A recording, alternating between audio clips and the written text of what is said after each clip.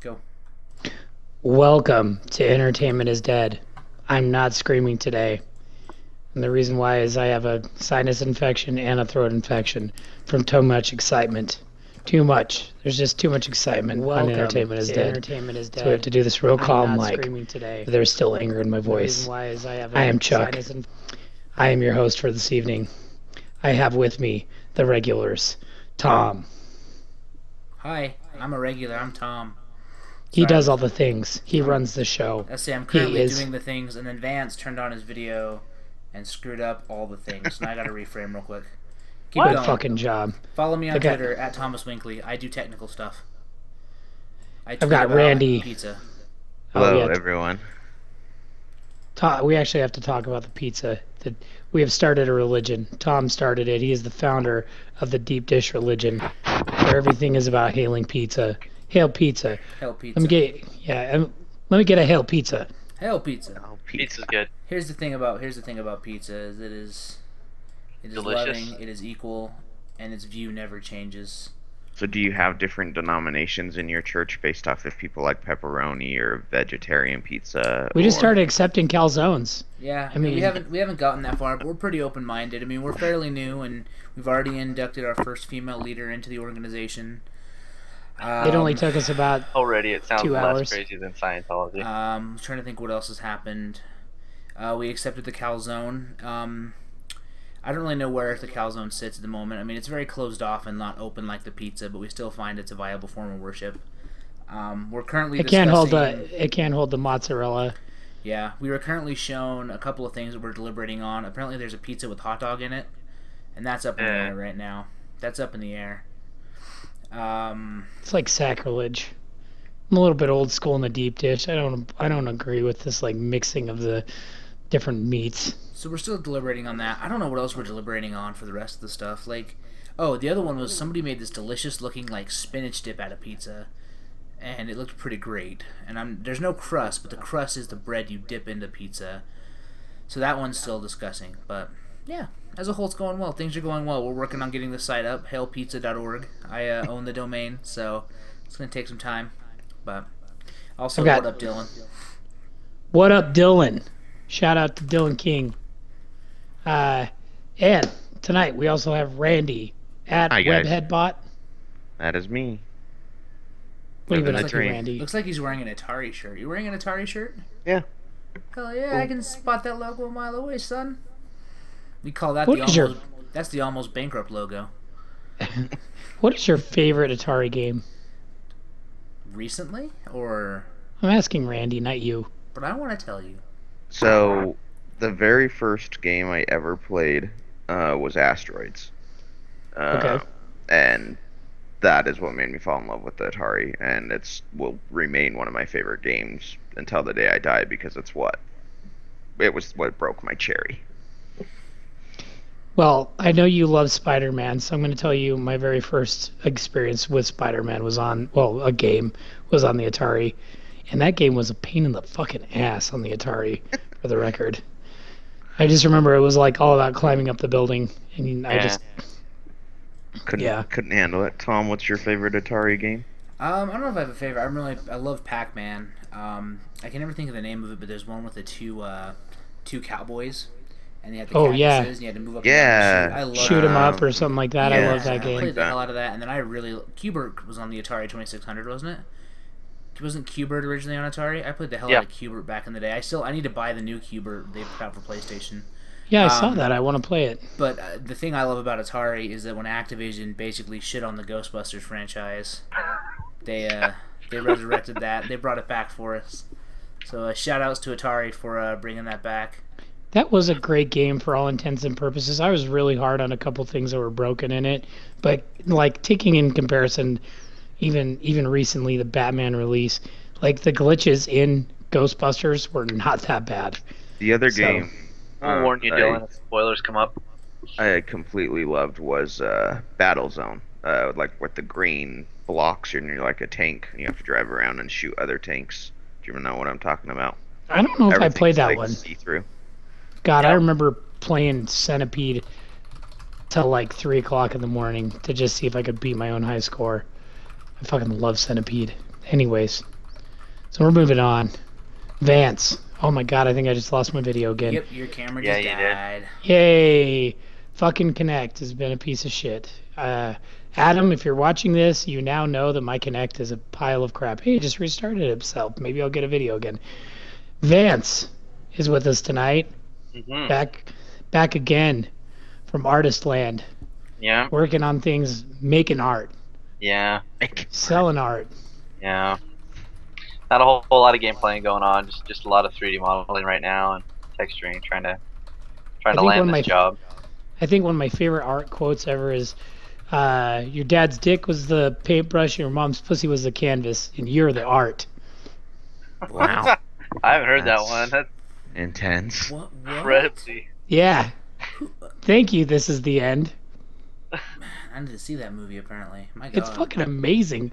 Have you not seen that movie? No, I got bored and left.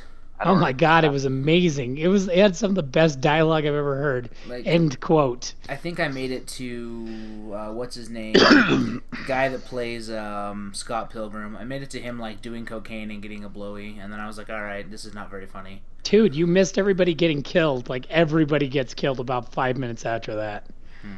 There's only like 4 of them left after that, and Danny McBride, like, man, I can't just. Oh, sorry. I was just gonna say he is. I just love that man. I love him so much. He's such an asshole. Like people love what's his name? The guy that created Jerry Seinfeld. He does Curb Your Enthusiasm. Can't stand that guy. Larry David. A lot of people like Larry David. The people I hate Larry David, but I love Danny McBride. Just saying, he's just the right kind of douchebag for me. So, what were you gonna say, Vance? It's the fact that he had Channing Tatum on it. Channing Tatum on a leash. Oh yeah, no more spoilers. Walking him like a dog. He's somebody's bitch in the show. It was amazing. Funny. You missed out, Tom. Can't believe you walked out of that. I walked out of Ted. Oh, see, and I thought Ted was hilarious. Yeah, Ted was pretty funny. They do cocaine with Flash Gordon, man. How could you not like that? The original Flash Gordon? The original Flash Gordon. Did they do the Flash? Oh, you know it all the time. Did they really? Oh, yeah. That scene is so good. So good. I have to watch that now. Yeah. Also, shout out to Dylan for getting new internet. He got a better internet connection, so he can finally upload to the Google Webs with the rest of the world. Yeah. Nice. Send us some content. Feel free to post shit on our page, Dylan. Any game content or anything you want. So our topics tonight. Now that I don't have a camera, I can just sit here and watch you assholes.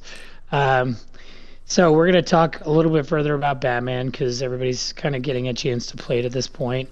And Tom, I don't know why you put your mic up, but okay. Because I have a snowball. My microphone's up here. Oh, okay. Are you gonna reframe because Lance's camera dropped out? Yes, I'm gonna reframe.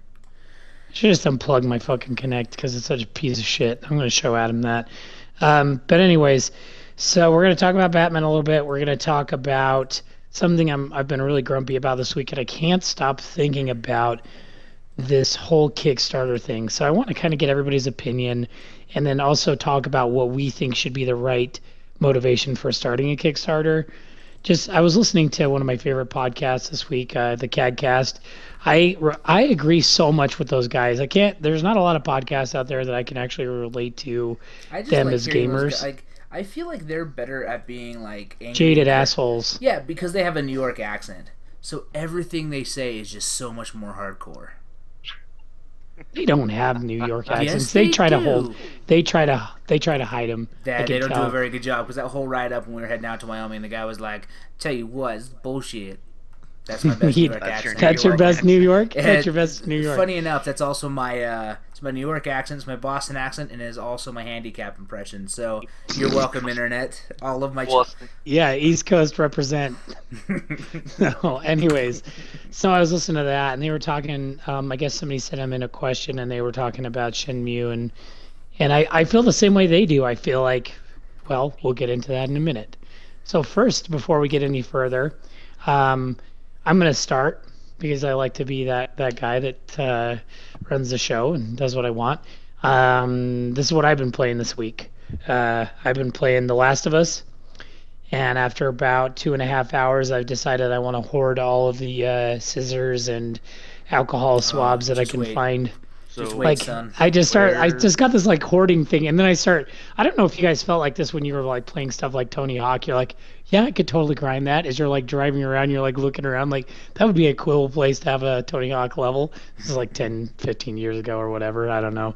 And then like as I'm driving down to the middle of nowhere in Delta, I'm like, after I'd played Red Dead Redemption, I'm like, man, I'd love to get on my horse and ride around out here in the middle of fucking nowhere. It looks just like a Red Dead level.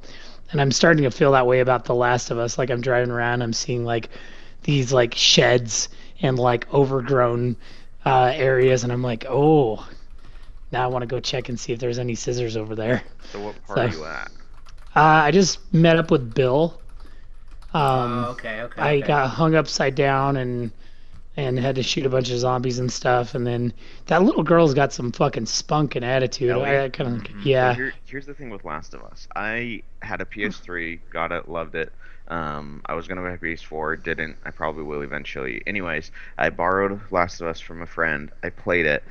Loved the game so much, and I loved Ellie's character so much, especially with things that happen as you get farther on in the game, Hmm. that she was the inspiration for my second daughter's name. So the reason Oh, Eleanor is cute. Eleanor is because I wanted to call her Ellie, and that comes strictly from Last of Us. That game, man. I'm so excited, Lance. Like this, you tell me about it at work, like because I want like the Bill stuff. Like it hasn't even happened yet, and all that stuff's gonna happen, and then you're gonna meet other people, and all that stuff's gonna happen, and then you're gonna meet other people, and all that stuff's gonna happen, and it's just gonna keep stuff is just gonna keep happening, I really like the world and they're unfolding it's in it. beautiful, and I cannot wait because there's a scene in the game, and I'm interested to see what happens with you, where I literally had to find a storeroom in this world to get parts to build bombs to get through that scene. And once I got through that scene, I finished the game in like 35 minutes. But getting past like this certain set of zombies was so hard, and I'm excited to have you struggle through that. Yeah, And I struggle a lot with single player anyway.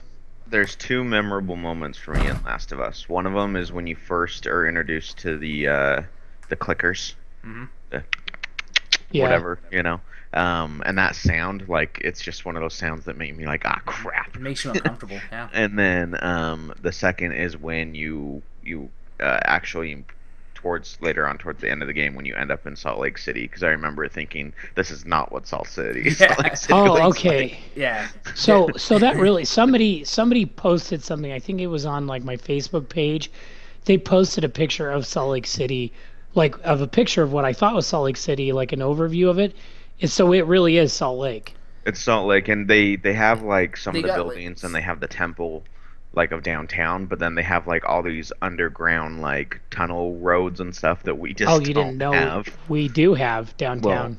Well, Okay. but these are like freeway tunnel, Freeway like, tunnels, like like- subway style. They're and like they're big motherfucking tunnels, by yeah, the way, but guys. they don't have. They like, put the president through them. There are tunnels, but these are like ones with like traffic yeah. lights and stop and like the signs. road Oh. signs and- are all fucked up, and like it's And- just it's funny. Like yeah. like they put Rio Tinto Stadium in the background. Like you can see Rio Tinto in the horizon, I think, if I remember Really? right. And you're like, Yeah. oh, there's Rio Tinto, but then the rest of the skyline is totally fucking wrong. Right. So it's They- like, oh, they there's got- Rio Tinto and nothing else that even looks like that part of town. They've got, okay, there's Rio Tinto, and then there's the temple, and there's a couple of the buildings around the temple, and then nothing else, and then Yeah, some like- crafts run by, and you're the like, Walker, oh, local like zoo, the Walker I guess. Center, yeah, like the Walker Center Tower is totally gone. Right. Oh. Like Red Lion, like a lot of the stuff that you used, like when you're coming into downtown across like I don't know the 80 or off of like the 9 South exit, a lot of that skyline that you would see just isn't there. It's pretty Interesting. But the things Yeah. that people know Salt Lake for, like Rio Tinto Stadium, and then the Mormon Temple, I mean, That's they're like, oh, Salt Lake, yeah. So, Plus, you know, the sign says Salt Lake, so it must be right. So Must be. Dylan says the first exit sign you see on the freeway is actually correct with the street numbers and exit number. That's kind of cool. I didn't know that. I may Fun have to go find a fact. screenshot and drive out there and look. But anyway, but yeah, dude, I'm so glad you're finally playing that damn game. Like that's one of the few games that I've like proselyted for. Like Lucas has never bought a PlayStation, so I actually gave him my PS3 with my copy of Last of Us, and I was like, here you go. Like don't give this back until you're done with the game. And I got my PlayStation back 3 days later. So Really. yeah. Wow. Well, Awesome game. yeah, I'm the one thing that Vance was talking about last week that made me think of another game that I really appreciate a lot. Maybe not to the same level. I'm not really sure what was available to them at the time, but Vance was talking about how everything was hand painted in that game. Um, and that is awesome. Like, I really like developers that really do take the time and put a ton of effort into their game, and it totally shows. Even on the quote unquote remastered version of this game, I don't care. Like, I'm actually taking this in as a PS3 game. Like, I'm not taking this in as a full blown like this is a full blown next gen PS4 game. But it's still beautiful. Like, I have to respect the amount of time and the world they've created. It's a really great game so far. And it reminded me, the game it reminded me of was of all things Condemned.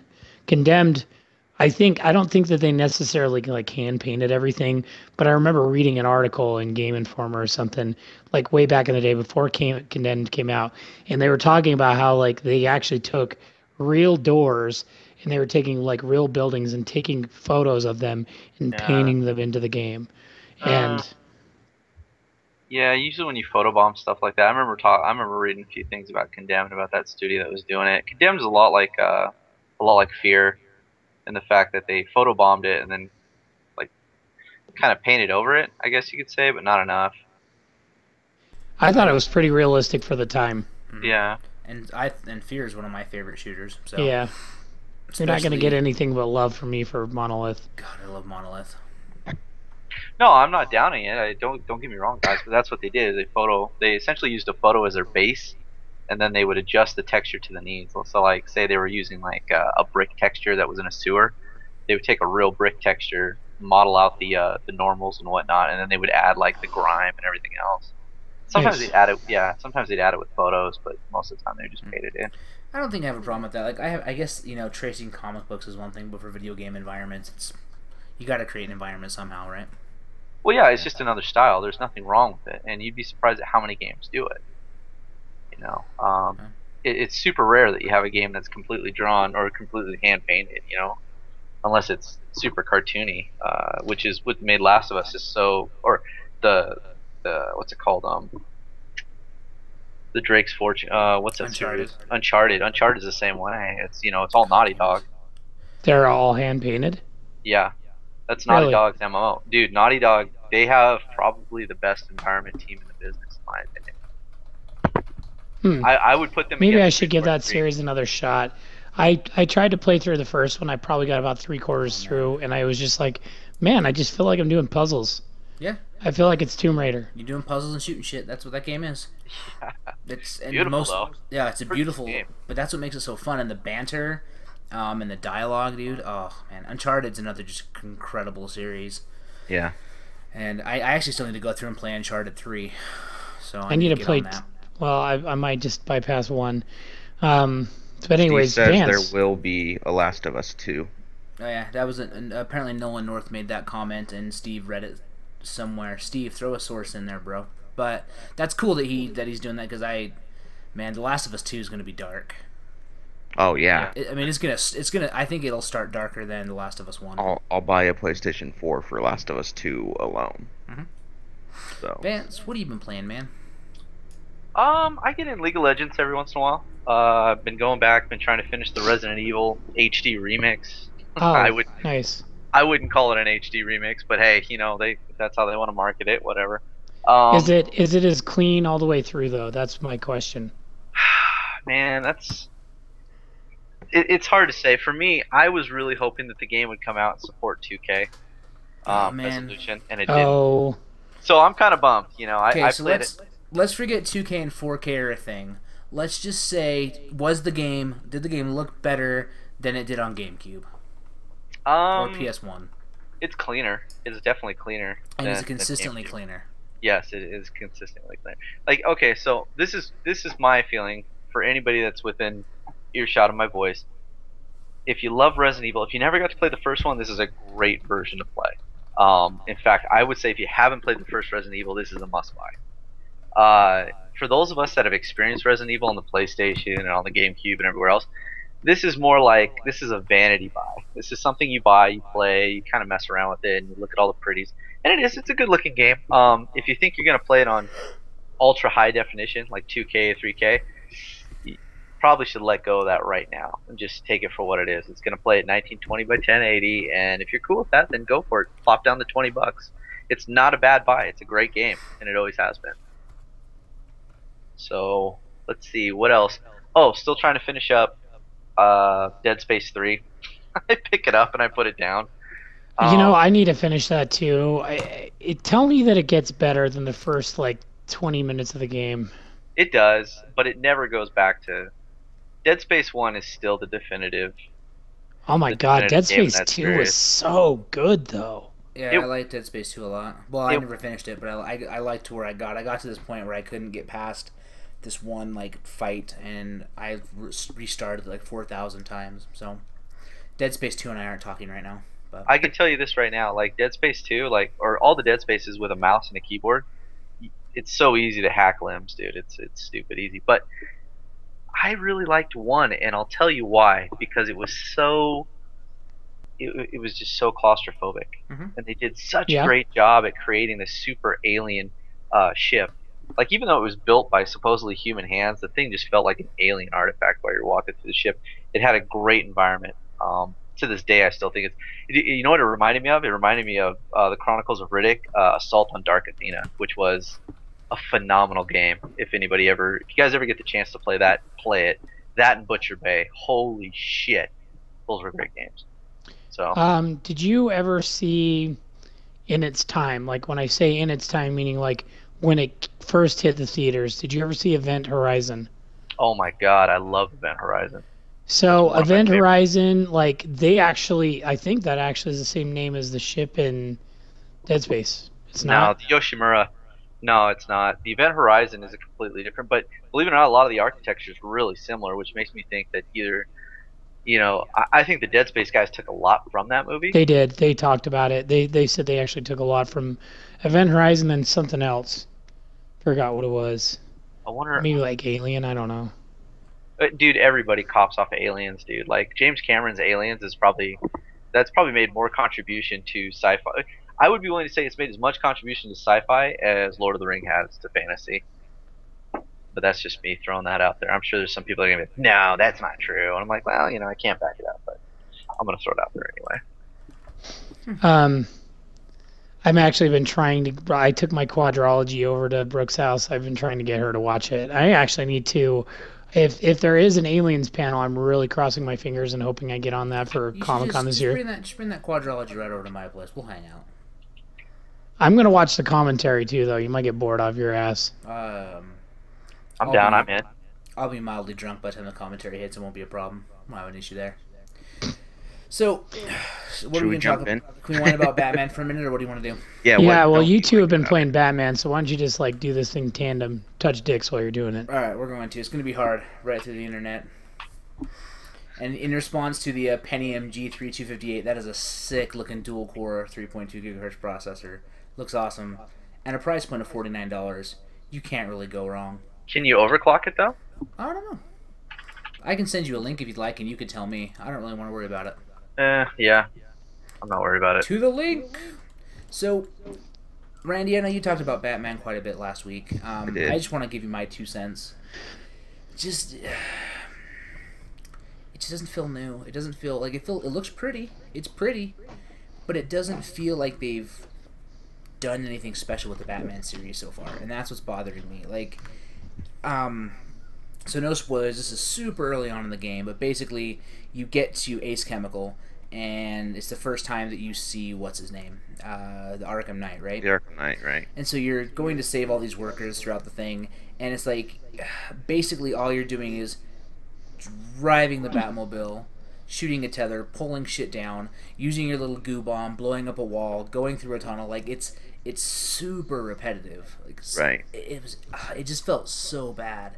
And was there anything new? Any new tools for the new game? I mean, the Batmobile is the tool that's new, right? And so that's why they have you doing so much with it, because the Batmobile has a battle mode where you move into this really versatile tank, and you've got I don't know what to call it. You shoot giant fucking bullets that blow shit up, and then you've Basically got a cannon. Basically It's like a cannon, 60 yeah. millimeter cannon on it. Yeah, and then you've got your machine guns. You can roll around with that. And then you've got your grapple, and your grapple can pull stuff. You can pull it up like sides of buildings. So they kind of make that like the new tool. So you unlock new. So far, I've unlocked new tools for the Batmobile to then progress me through the environment. Right? There are a couple new gadgets. One of them, this isn't a huge spoiler alert at all, but it's a voice manipulator. So you get like a recording of Harley Quinn's voice, and then when you're fighting Joker thugs, you can like tell them to go investigate something and use it to basically lure them into traps and that sort of thing. Gameplay wise, a couple things that I mentioned last week as well. I think you should keep doing that voice, Vance. If you like when you're trying to stop Two-Face's guys from robbing the bank, you're actually on a time limit. Like they're trying to get a certain amount of money, and if you dick around too long or you don't go fast enough, I mean, they get more money than they should. And so they've done little things, but I agree with what you're saying, Tom. Is there's not, especially with as early as you are, there's not a ton new. For me, what's really making me love this game is the story of the game itself. Like, they dive really deep into the history of it, of Batman and everything. And once again, I won't reveal who the Arkham Knight is, what his identity is. But what a lot of people are complaining about is, one, either they've never heard of him, and I don't know why they're complaining about that, because to me that's cool. The comic book fans are annoyed because Rocksteady, when they first came out and announced this game, they said we're designing a completely new villain, someone that fans have never seen before, yada yada. And that's true as far as the Arkham Knight goes, but his actual identity you've seen, and this story has been told before. Just this is a different. If I followed the cartoon series, would I know who the character is? Which cartoon series? The 90s one, 92 or whatever. No, I don't think you would. You might know who he is, but you might not know all the history behind Which means when they do the big reveal, I'm going to be Googling some names, because I don't have a really big Batman history behind me. But like I said, I want to like it, and I'm going to keep trying it. I just, as of right now, 2.5 hours of play so far. I've done a couple side missions. Nothing feels like nothing about it is wowing me. Like with Arkham Asylum, I remember the whole time I was like, God, this game is just insane. This is so cool. I've never played a combat system like this. It's so rad. And then in Arkham City, I remember being like, oh man, they've cleaned up this so much, and the world is so cool to explore. And now this one, I'm like, oh yeah, it's just the two of them, but prettier. Like, I haven't seen anything, and I might just be expecting too much.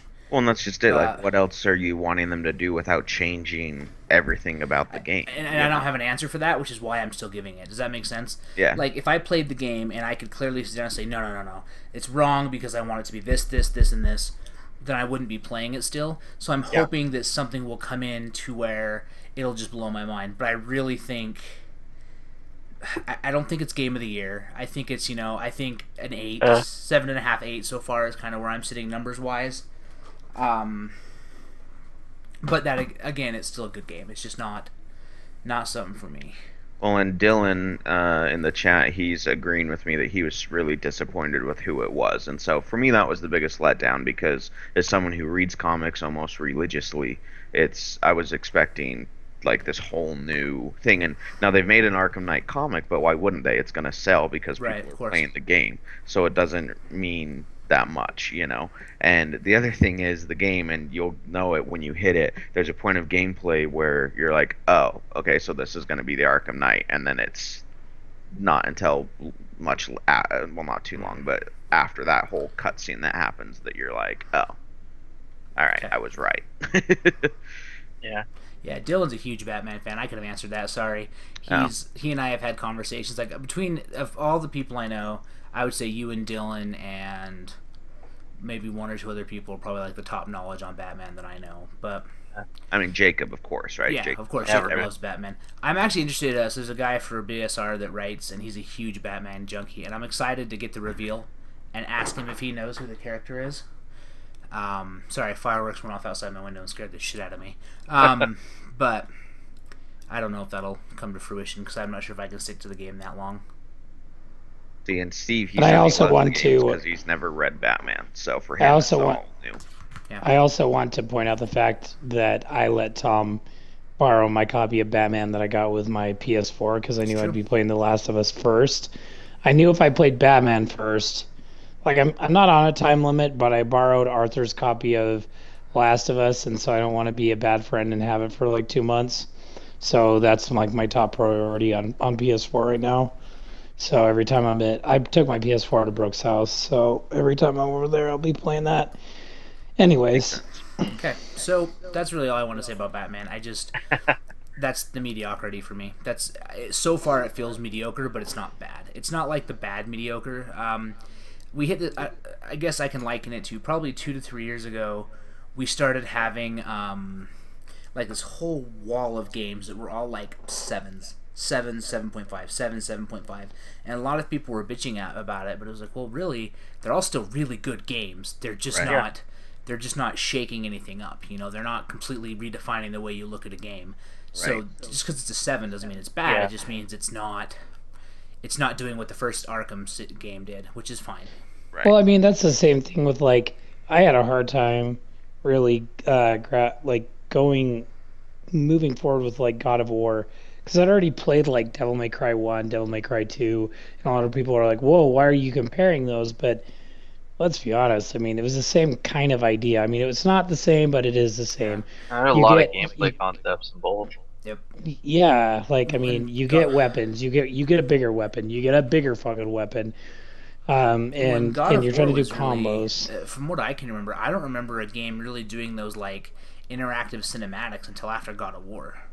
Yeah. Like God of War was in-game? really not in game, but like where you'd have like a big cinematic happening, but then you'd have to push like circle, square, triangle, and kind of like interact with. Resident Evil did it first, I think. Okay, but I mean, Resident Evil 4. I don't remember seeing a lot of stuff in between that. Like God of War was the first one that exploded, made it big, and so that was kind of what hit me with it. And I think every games will come along that'll redefine, and unfortunately, Arkham Knight is not one of them. But that does not mean that it's not an incredible. It doesn't mean it can't be an incredible end to that trilogy. Sure. So if they ever get the PC version patched. Yeah. I hope they patch it, they get it fixed, and they sell it for a reduced price. I'll definitely. I've actually really contemplated buying the first two and just kind of playing through them, just kind of dicking through Have them. you never played them? No, I haven't. Oh yeah, the first one's amazing. The second one's even better. The stories on them, I would be shocked if you can't like burn through it. And I don't do single player games. You can buy games. them on Steam for pennies at this point. Yeah, they're like $2.99. Yeah, they're like $7 for the series. I can count. Sorry, go ahead, Tom. So I was going to shout out to Dylan King. He said Dante's Inferno was God of War for people on 360. Oh God. Yeah, but Dante's Inferno wasn't terrible. It was okay, but yeah, I think it's a good point. The point I was trying to make in my long ramble, which I remembered, was that like I felt the reason I loved Bayonetta so much was not for the story it was the visuals one, but it was also the fact that I feel they took all of like these incredible hack and slash games like the Devil May Cry series, and they made the most seamless combat system I've ever played. There is not a hack and slash game with a combat system as good as Bayonetta. There's just not. It was so fluid.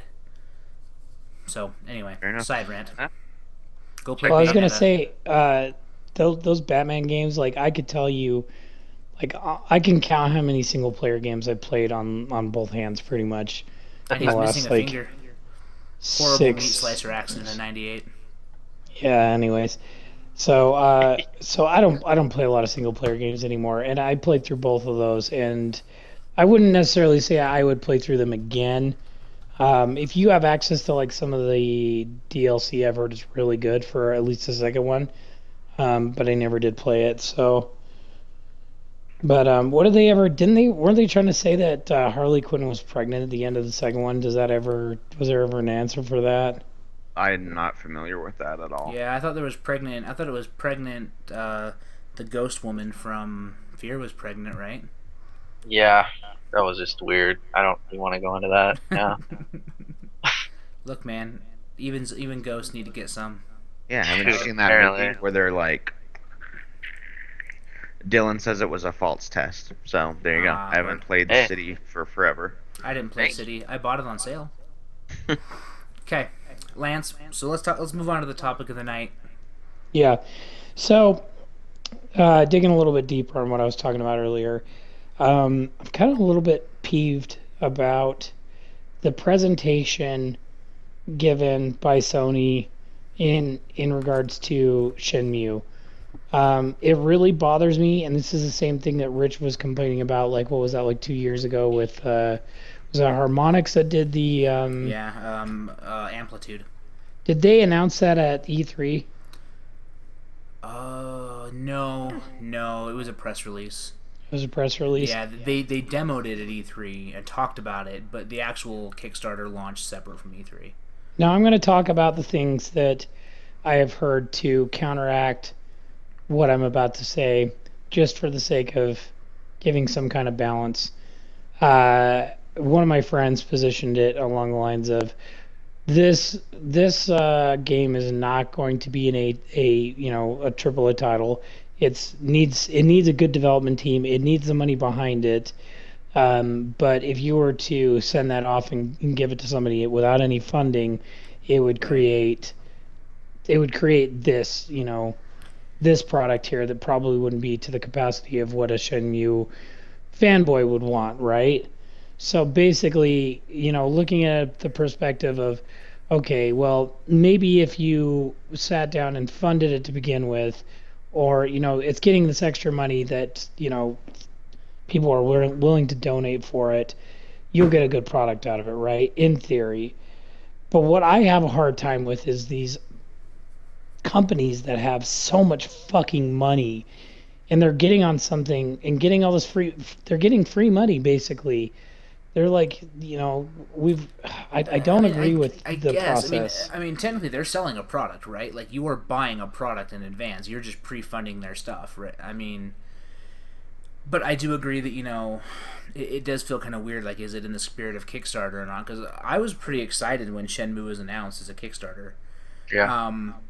But then when I saw the volume it did, I kind of went, Like, is it detracting away? Obviously, there's a demand for this. I mean, it funded overnight with less than 12 hours. Didn't it break the 10 million mark? Isn't it somewhere? Like, you guys can talk your opinion. I'm gonna go look up where Shenmue's sitting right now. So my thoughts are that it should not take place on Kickstarter. Kickstarter is not the place for something like this. There needs to be another avenue. As much as I don't really like some of the things that Steam has been doing with pre-alpha, beta, whatever, and then you're paying for the game, I don't necessarily agree with it. But I'd rather have that presentation than somebody getting on what, in my opinion, something that should be reserved for people who really need the money. Like small studios who really need the money, who have no backing, not some company that has a bunch of stockholders and millions or billions of dollars. I don't even know how much money Sony has. Right.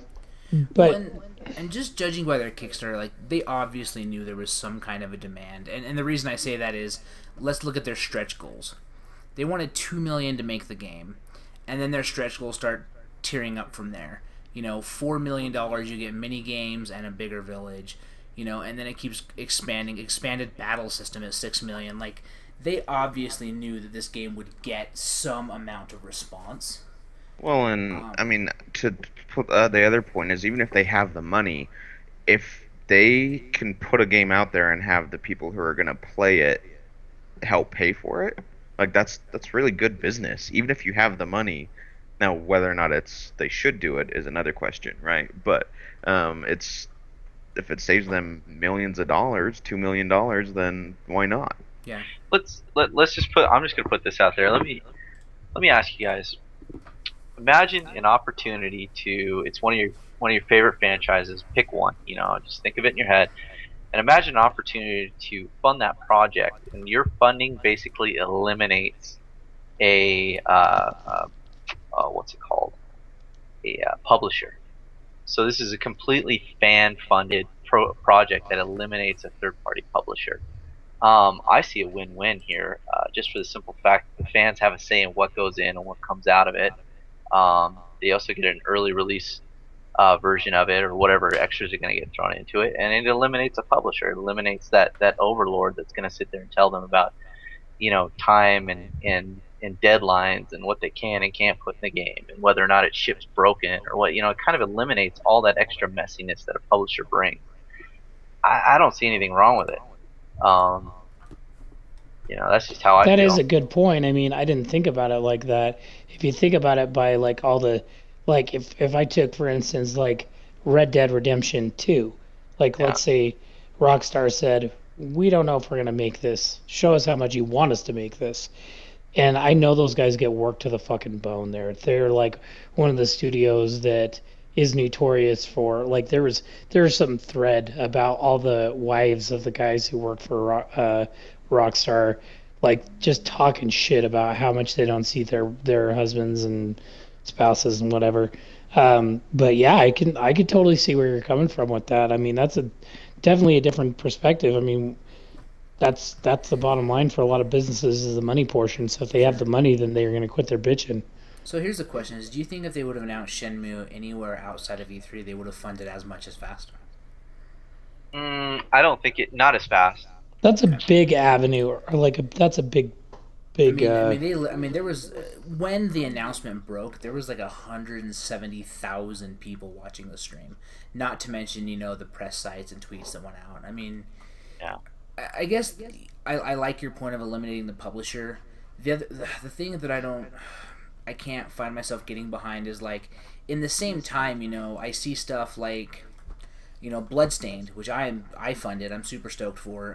That's the one made by Igarashi. The Igavania game, and like I'm super stoked for that, but he parted ways with Konami in a bad way, right? And was like, you know what, I'm out, I'm not going to do this. And then he made his game, and he raised over $5.5 million for it. But then I see stuff like Perception, which is done by a couple former Bioshock developers, and that game barely hit its Kickstarter goal in the last 24 hours. Like, Yeah. I think it had like a $150,000 goal, and they're going to make a revolutionary new game with this $150,000. And so that made me kind of think, all right, well, that's, I guess for me, like, I feel like that game is way more deserving of Kickstarter than Shenmue 3 is. That's fair. Yeah, I totally agree. But at the same time, Kickstarter's obviously super happy to have it because they're going to get a cut of that their $3.7 million, right? And we're going to get a new Shenmue, which we wouldn't have before. Like, it just wouldn't have happened. Yeah. So, Well, I think that's where I'm having trouble reconciling it. Sorry, go ahead, Vince. yeah, but that's not really the company's fault. It's not really Kickstarter's fault. It's really us as the consumer's fault. You know what I Yeah, mean? The consumer's got to certainly, learn how yeah. to get, and that's the biggest problem with the gaming industry, or I shouldn't say gaming industry. That's the biggest problem with the gaming consumer, is how easily they're willing to shell out money for a product that has a brand name. You know what I mean? Sure. How often is it that an awesome game comes out? Like, dude, The Binding of Isaac was amazing, dude. Oh, so good. So good. Out of all my friends, I'm one, and 2 other guys have played it. 3, Thomas. Like, yeah, out of I all got my on friends. PlayStation. But that's what I'm saying is like if you really think about it, like when you start introducing new ideas, new IPs, new titles, people kind of go, I don't know how I feel about that. You know what I mean? But the minute you say Call of Duty 6, people go, I'll spend money on that. Or You're like, Grand Until the Theft Auto. We'll Yeah. have Grand Theft Auto 12. Yeah, Yeah, until the for hive sure. mind turns against it. But you're right, and I think that's. So let me venture this question on this debate and see what you guys think. So, and this is something I've been thinking about since you kind of breached the subject and since the Shenmue Kickstarter. So essentially, using the E3 hype train, I mean, they got, I don't know how many copies they sold, but they sold $3.7 million worth of this game, right, so far, and it's only been in there 15 days. So in 15 days, they have done $3.7 million in sales for this title. Do you think if they would have announced Shenmue 3 at E3 and launched it in a normal fashion in 2 years or a year, that they would have gotten 3.7 million in sales? Absolutely. not as quickly. Yeah. I don't even not think as they would have sold as much, to be honest. And that's the crux. Like, that's the thing that I can't wrap my head around, because I feel the same way. It's like, well, really, they had so much hype, everybody ripped their wallets out and made that emotional buy right there. Yep. Like, how many people were watching E3, having some beverages, got stoked, and dropped the 20 or 60, whatever the Kickstarter amount was to buy the game, right there on the spot, yeah? Sure. Versus getting excited, screaming about it, like Last Guardian. Everyone is losing their shit about Last Guardian. I bet that game doesn't do more than $1.5 million in sales. Well, and it goes along the same line of when Steam Well, it has only their looks like a summer sale. PlayStation Okay, 3 anyway. like Steam has their summer sale, and then it's like, okay, I can get this game for $20 instead of $60 or whatever. And how many Steam games do you have that you bought at a cheaper price that you haven't touched yet? Just because you bought it and they sold a lot doesn't mean that it's the greatest game ever. No. Yeah. And with Kickstarter, when you do the $20, if I can get, I don't know how much Shenmue is going to be, It's like, $29 for a digital copy, which okay. I'll talk about that in a second too. Hey, but- so hey, if I can save myself $10, then I'll save myself $10. I just barely got back on gold, and instead of spending the $50, $60, I shopped around on Amazon and I found it for $30, and that's what I did. Well, and the thing is like the thing that the Shenmue Kickstarter I think does right is the game is $30. Like, let's think about that for a minute. They didn't come out and say, "Hey, this is a AAA title," because I mean, if it was done by a publisher, it would probably be branded as a AAA title, and they say it's $59. They came out and said, "Hey, we're going to do this game at $30," which means they sold $3.7 million worth of that game at $30 a pop, Which is you impressive. know they would not do at retail. They wouldn't do it at retail. And Dylan says the worst is people want new, innovative IPs like, say, first-person shooters like Titanfall. It was a new take on it. But then these same people get mad and say it's not like Call of Duty, and then they go buy Call of Duty 425. He's right. Absolutely right. I can't tell you how many people are looking for something new and then they don't like what's new. Absolutely. And working in a gaming retailer for years that I did, and Dylan, as you I think do now, that's the hardest because you see the worst of it. But well, all right. So what's our decision then? Kickstarters for everybody and just deal with it. Is that the decision? Well, If you don't like it, then don't support it. if you don't Yeah. like it, Yeah. if you don't like it, move to Canada. Yeah. At the end of the day, Kickstarter is something that you put money into. So if you don't want to support the game on Kickstarter, Vote with your don't wallet. put the money. Yeah, and I'll have to say I've funded more. I've spent more money on Kickstarter this year than I have in the last two. I don't know. Have you guys funded anything on Kickstarter this year? Yeah. What have you funded so far, Vance? I funded. I'm trying to think of his name, but it's a spiritual successor to Mega Man called Mighty Number 9. Mighty 9. Yeah. I gave $40 to Mighty Number 9 because Yep. I think it's gonna be amazing. Game's gonna be so But kids. that was the thing I was gonna say is, like, even though every once in a while you have a blip on the radar or a hiccup with Kickstarter with projects like Shenmue and stuff like that. You just gotta remember, like, Kickstarter's also produced like some amazing titles that have come Sure. out. I mean, so Hyper Light Drifter, that's another Kickstarter. You know, Yep. We have someone that's going to be on the show in 2 weeks. It's actually launching a mobile Kickstarter. I'm pretty excited for. Man, what else? I'm trying to think. What else have you kickstarted anything this year, Randy? Nope, I have not. Lance? no, but that Castlevania successor was really tempting for me, Oh, dude, and it's gonna the be so good. BioShock one seems pretty cool too. You can still, so the Bioshock one, the Perception one, shout out to those guys, by the way, you can still fund it now, so they've actually gone the extra mile, or they're going the further mile. So now that the Kickstarter campaign has ended and they've been funded, they have a PayPal and an Amazon purchase now through their website, so you can go and continue to fund it. So if you didn't jump in on the Kickstarter day, you can now go buy Perception via PayPal or Amazon, and they'll let you do that now. So Someone in chat named Star Barf, nice name, said gamers these days, especially younger ones, don't realize that the price of video games has continued to go down, and yet there is more outcry today than ever before. If the game is good to you, then it's worth whatever you pay for it. People need to stop following trends and hating/loving games based on retail price. I'll agree with you on that, Starbart. And it's funny because I've been in many discussions where people bitch about a $60 price tag. And I remember buying Super Nintendo games for $75, and that was 15 years ago, right? So if you think about it, not only were they more expensive, but from inflation had not happened over that last 15 years. So, they were probably more of the tune of like $100 at this point. Well, and I've had people who, for things like Disney Infinity and Skylanders, say the same thing. Like, at the end of the day, after you buy all these characters, how much money are you really putting into this game?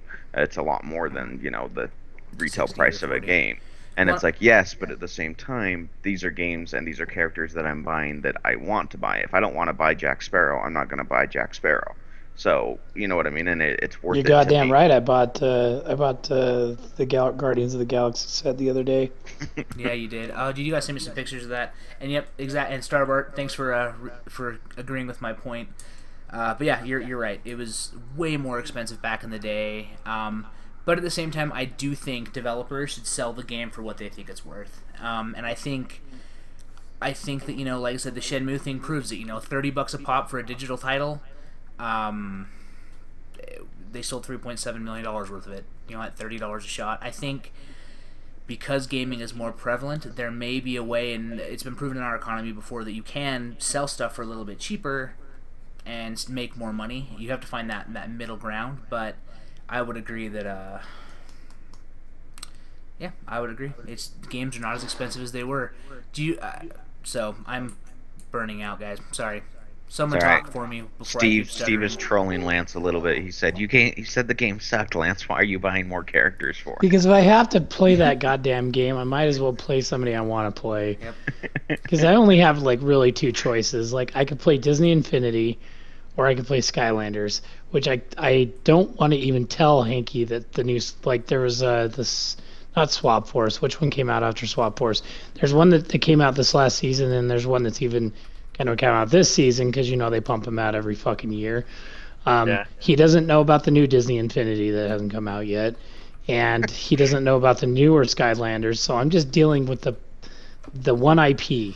We'll get more characters instead of buying the whole new fucking game. Dylan is a guy after my own heart. He said, dude, I bought every single Superhero Infinity, all 23, and I don't even have the game. They look legit. Even bought the Vita version of Infinity 2.0 just for the black suit Spider-Man figure. I don't have a Vita. Dude, you need to get a Vita. I already said it in chat, but I'm saying it again. I play my Vita 2 to 3 hours a day. I want a Vita, actually. Now that I got a PlayStation, I want a Vita as well. Vita is the best, like, PS1 emulator. Like, I did Final Fantasy 6, Final Fantasy 7, 8. I'm playing through 9 now. I finished, what else did I finish on it recently? Breath of Fire 4. Now I'm playing Sword Art Online and 9 simultaneously. Like, that system is so sick. Have you watched the Netflix series Sword Art Online at all? It's not the Netflix series. It's on Netflix. It gets better. It gets better. Well, I just barely got to the point where he conquers like the first gaming world he's in, and so yeah, I'm powering through, because there's a minute where I was just like, oh my gosh, I'm dying here. These episodes are killing me. So. Yeah, it gets like, I feel like the first couple of episodes of Sword Art Online is really tough, because they're everything is so dramatic, and they're like the players, the NPCs, the game world. But once they finally get to like the crux of, like, they start doing some Monster of the Week stuff where weird shit starts happening in the town and they have to figure out why, and there's a few things like that. I really enjoy it there. But it took like 3 or 4 episodes of my wife like giggling uncontrollably at me like I was an idiot before it finally started getting to be a serviceable. Well, and the episodes that really were hard for me was when it was like they found the user and there was the little interface, and she was like, "Mommy, Daddy," and I was like, "Man, go back to fighting. I don't care about this little girl." Yeah. So, anyways, tangent. Anyway, I got nothing else. Who else That's got it. stuff? I joined the sheep and started a Spotify account this week. Shit, yeah, dude. Spotify on PlayStation is so good. I'm telling you, like, because Arthur was telling me a little rumor that you were gonna do the Destiny grind on PlayStation. There is. Colonial I may or may not have a copy. What? Sorry, somebody in our chat just commented that Colonial Marines is the best game ever. Colonial Marines was a great game. Your favorite game of all time, I believe. Oh, on that, before I let that go, by the way, there's a Colonial Marines map. They completely redid Doom 2 in Colonial Marines. So if you ever wanted to actually play Colonial Marines and have it be fun, you might want to download that. I might have to do that. It's pretty amazing. I really hated the single player, for the record, but the multiplayer was so fucking fun. And fuck you guys, you just didn't appreciate a good game.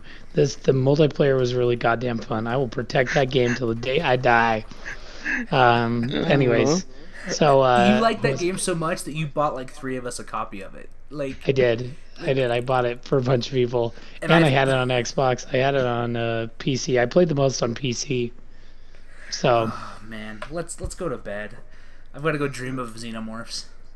All right. Well, so this is us signing out. I am your host, Chuck Sweat. You can find me on Twitter at Chuck Sweat. I say terrible things on there, and also follow the faith of the pizza. Hail Pizza. So, Hail Pizza. You can find Thomas at Thomas Winkley, also Hail Pizza, the founder of the pizza, the deep dish. I got to get helppizza.org up and running, man. I'm so excited to get that site going and just write really awesome religious posts. I've got Randy at WebheadBot. Find That him is there. me. Tweet at him. I've got Vance at the Vancination, Vancelate at Vancination. You have been vancinated. That's right. Ladies and gentlemen, this has been our show. We love you. Tweet at us. Say things to us. Yeah.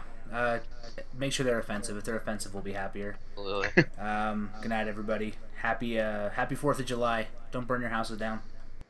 That's right.